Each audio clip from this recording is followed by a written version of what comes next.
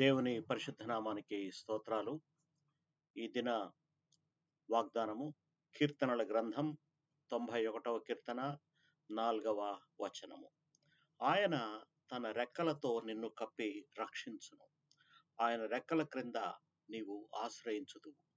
ఆయన సత్యము కవచమును గోడయును కలదై ఉండును.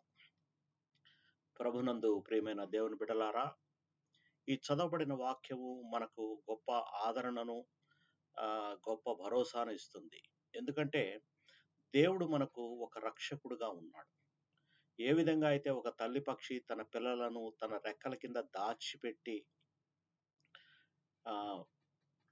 వస్తున్న ప్రతి ఆపద నుంచి, విపరీతమైన పరిస్థితుల నుంచి కాపాడుతుందో, అలాగే మన ప్రభువు మనల్ని అనగా తన పిల్లల్ని కాపాడుతాడు.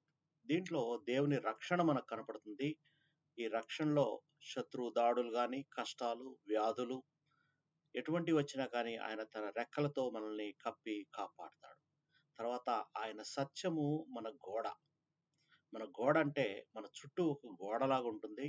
అది మన బలహీనతల మధ్య ఆయన వాగ్దానం మనకు ఒక గొప్ప కవచముగా ఉంటుంది.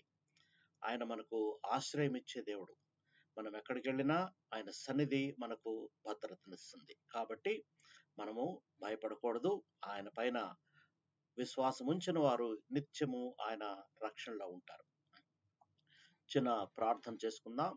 మమ్మల్ని మిక్కిలిగా ప్రేమించిన మా ప్రియ పరలోకపు తండ్రి, నీ ఈ వాక్యమునకు ధన్యవాదములు. నీవు నీ రెక్కలతో మమ్మల్ని కప్పి కాపాడుచున్నావు. కష్టకాలంలో నీ సత్యమే మా కవచముగా నిలిచింది. ప్రభువా, మా కుటుంబాలను, మా జీవితాలను నీ రక్షణ కింద దాచుము.